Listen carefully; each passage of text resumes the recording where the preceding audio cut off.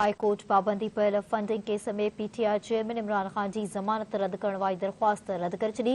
Justice Mohsin Akhtar Kiani remarks ॾिना आहिनि त हीउ अकाउंट त तहरीक इंसाफ़ जो आहे त तहरीक इंसाफ़ जी कमेटी खे हलाइणो आहे। इमरान खान बेनिफिशरी कीअं थियो?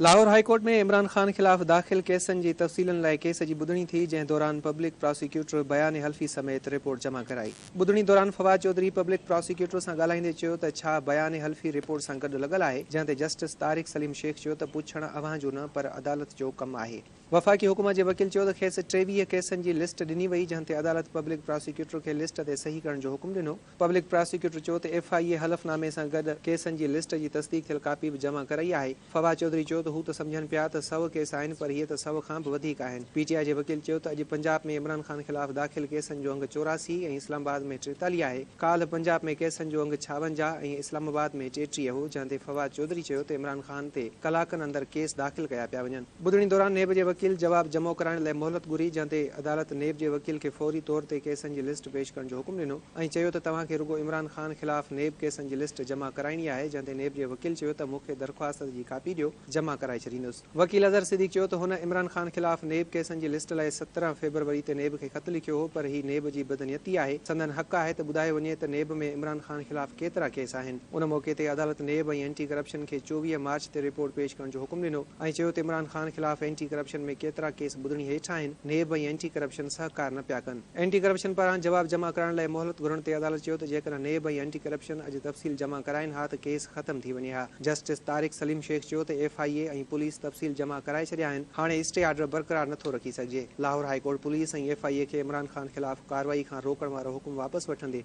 ॿुधणी मुलतवी करे छॾी।